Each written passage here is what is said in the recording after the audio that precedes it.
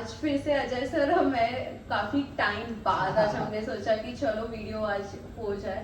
And इस चीज का जैसे आपने टाइटल देखा होगा, हम आज बात करने वाले हैं सीईटी एग्जाम के रिगार्डिंग। सो सर हार्डली 4 महीने बचे हैं सीईटी के एग्जाम के लिए। सो आपको क्या लगता है, लाइक स्टूडेंट्स के माइंड में ये है कि उनको अटेम्प्ट करना है कि सब लोग अभी भी कैट और बाकी के एग्जाम्स के जोन में हैं? मुझे एग्जाम्स के जोन में उसके बारे में तो कम बोलूंगा, लेकिन दिवाली के जोन के बाहर निकले वही नहीं मुझे अभी तक हो गया है वैसे। हाँ ठीक है, अगर हो गया है तो अच्छा है। अभी तक अगर आप उसके बाहर नहीं आए तो सोच लो गाइस, दिवाली खत्म हो गई है, कैट अभी होने वाला है। ये कैट मोस्टली जब मैम कैट हो जाता है तो बच्चे सीईटी पे ज्यादा फोकस करने लग जाते हैं, बट वो थोड़ा लेट हो जाएगा क्योंकि नवंबर निकल जाएगा फिर। बट अभी जो ये फर्स्ट वीक चल रहा है नवंबर का, अगर इसी टाइम पे अगर बच्चों ने सीईटी पे फोकस करना स्टार्ट कर दिया, कैट वाला जो अभी कैट दे रहे वो भी, अदरवाइज जिनको प्रॉपर सीईटी देना है वो भी, दोनों कैटेगरी के बच्चों ने अगर अभी से स्टार्ट कर दिया तो ये 4 महीने का एक अच्छा खासा स्ट्रॉन्ग एक पीरियड बन जाएगा आपका एक सीईटी का अच्छा स्कोर लाने के लिए। धीरे धीरे हम बात करेंगे कि कौन सा कॉलेज है जिसके बारे में टारगेट कर सकते हैं, और सैलरीज तो वही मुझे सबसे पहले सीईटी का नाम लिया तो जमनालाल बजाज, तो मतलब ऐसा है कि that is the dream college, that is like. और जो भी ये वीडियोस देख रहे होंगे ना, शायद उनका भी टारगेट कॉलेज वही यही है, इसीलिए आपने ये वीडियो अगर टैप किया है ना, अगर आप देख रहे हो तो this has to be the college, कि because this is the best college. 6 lakh का फीस है, लास्ट ईयर का हाईएस्ट 86 lakhs का पैकेज है, और मतलब बेस्ट आरओआई है। प्लस अगर ऑन एन एवरेज भी हम पकड़ने जाए तो भी 12 से 15 लाख का कहीं नहीं गया, एकदम बेयर मिनिमम। सो इसके लिए सीईटी का एग्जाम तो है ही है।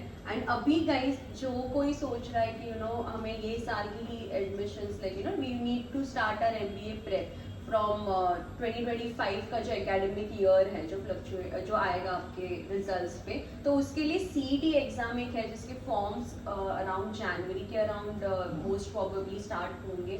Again it's a government based exam, थोड़े डिलेज होते हैं तो, but then January for sure, most problem मार्च में ये एग्जाम होने वाली है। फॉर्म्स तो आउट हो जाते हैं, एग्जाम भी लगभग हो ही जाता है। लास्ट ईयर तो हाँ, ऑन पॉइंट एग्जाम थी, exactly, जो डेट yes, था yes. उसी के डेट पे ही एग्जाम कंडक्ट की गई थी। तो सर सीईटी के लिए किस तरीके से अप्रोच होना चाहिए एक स्टूडेंट के लिए, अगर समझो उसने कुछ भी पढ़ाई नहीं की, he is totally blank. So guys if you are watching, आपको सीईटी का प्रिपरेशन करना है तो ये वीडियो को लाइक भी कर देना, ठीक है। तो सर मैं वही बोल रही थी कि 4 महीने हैं, तो 4 महीने में सीईटी का प्रिपरेशन पॉसिबल है कि नहीं है? एंड ये भी एक चीज है कि 4 मंथ्स के टेन्योर के अंदर स्टूडेंट क्या पूरे तरीके से जो टॉप 5 कॉलेजेस है, क्या वो उसको टारगेट कर सकता है? मतलब क्या ये पॉसिबल है या नहीं है? एग्जैक्टली मेरे हिसाब से अगर देखा जाए तो सीईटी के जो 4 महीने के बारे में बात कर रहे हैं ना, 2 एग्जाम्स हमारे पास प्रॉपर एग्जाम्स है, कैट और सीईटी में, जिसमें हाँ, लेकिन मैं कंपेयर करना चाह रहा हूँ कि सीईटी और कैट में डिफरेंस क्या है, तब जाके हम कंपेयर कर पाएंगे। हाँ भाई, सीईटी हो पाएगा 4 महीने में। सीईटी और कैट का सिलेबस लगभग एक ही है, 2-4 चैप्टर्स इधर उधर छोड़ दिए तो, लेकिन सीईटी और कैट का सिलेबस एक ही है। टाइमिंग इसका ऐसा है कि सीईटी 4 महीने में पॉसिबल क्यों है, क्योंकि हमें यहाँ पे बहुत ज्यादा डीप लेवल की स्टडी करने की जरूरत नहीं है। जो भी हमारा 10th क्लास तक का मैथमेटिक्स था, थोड़ा सा लॉजिकल रीजनिंग अलग है, लेकिन बहुत ज्यादा इंपॉर्टेंट है वो भी स्कोर करने के लिए। तो मैथ्स के बारे में बच्चों को बहुत ज्यादा डिफिकल्टीज आती है, तो इनको मैं बताना चाह रहा हूँ 10th क्लास तक का जो भी हमारा प्रॉपर मैथ्स था, like percentage, SIC, average, these are the basic chapters that one must clear and understood thoroughly to clear all your quant section. अब अगर बात करना चाहे तो भाई 4 महीने में 50 मार्क का कॉन्ट्स आता है हमें, 25 का प्रॉपर कॉन्ट्स एंड 25 का डेटा इंटरप्रिटेशन, जिसमें अलग अलग डीआई एंड अलग अलग डीआई के चैप्टर्स आते हैं। तो डीआई में स्कोर करना है तो हमें percentage, average and ratio proportion, ये जो 3 बेसिक चैप्टर्स है, इसमें भी अगर किसी स्टूडेंट ने अच्छा खासा बेस बना लिया तो उसके सारे जो सीक्वेंस के चैप्टर्स आते हैं, ये तो जैसे सर काफी डीप वो हो गया। हाँ। तो मुझे इनको डायरेक्ट वही बताना है कि हमारे क्लास में हम क्या करवाते हैं। क्लास में ज्यादा फोकस स्टडीज पे बाद में, पहले बेस क्लियर करना बहुत जरूरी है। तो 4 महीने में लगभग ये चीज पॉसिबल है।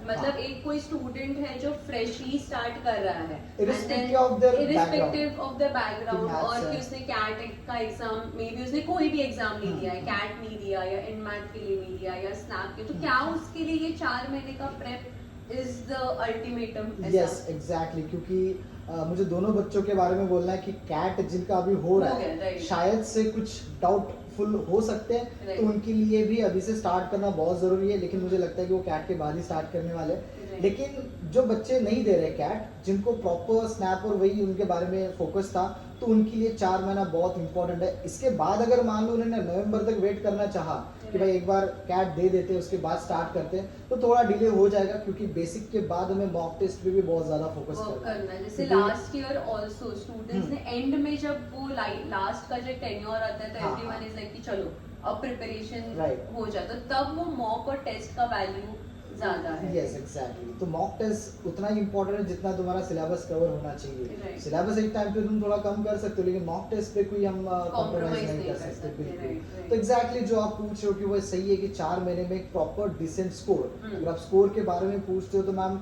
4 महीने में अगर हम्म। आपने एक हार्डवर्क और स्मार्टनेस से अगर काम किया सीटी के Right, बारे right, में, हम्म। तो कम से कम 140 तो स्कोर आने के बहुत अच्छे चांसेस है, Right, जिसमें right. आपको पता ही है कॉलेज के बारे टॉप में 5 क्या कॉलेजेस, एक मेन टारगेट तो उतना होना ही एग्जैक्टली, होना और इसमें चाहिए। ना कोई आपका जीडीपी है ना कुछ है, इंटेग्रिटी है, बस Just स्कोर easy लाओ। way out, just get the score and you are in. That's why this exam is being more demanded by all other exams, Students, हाँ right, स्टूडेंट्स के right. बारे में। Maximum. तो अगर आपको जाना है जेबीएमएस, स्टार्ट हमने जेबीएमएस से किया क्या था। था?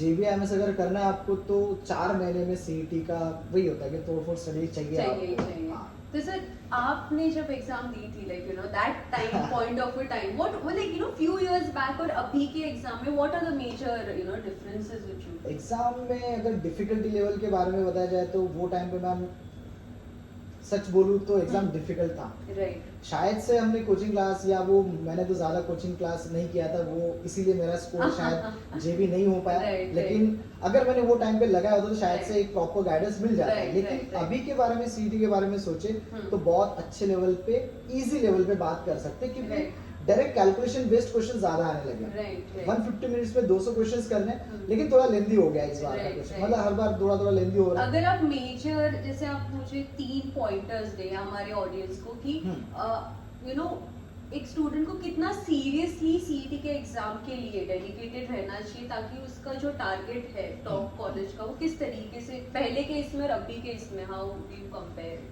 एक चीज है जो मैंने नोटिस की है कि आप खुद से प्रिपरेशन उतना नहीं कर पाते जितना आपको करना चाहिए क्लासेस में आके। Right, अब कौन right. सा क्लास करना है वो तो बच्चे पे है। हाँ एग्जैक्टली, आप आस्क हिम भी आ सकते हो, क्योंकि बीइंग फैकल्टी मैंने यहाँ पे अभी कम से कम 3 से 4 साल से पढ़ा रहा हूँ, तो यहाँ पे बच्चों से मैं कनेक्ट कर पाता हूँ Right, directly, right. Because CET में करना क्या है अगर मैं डायरेक्ट उनको बता पा रहा हूँ तो वो ज्यादा कुछ स्कोर कर पाएंगे।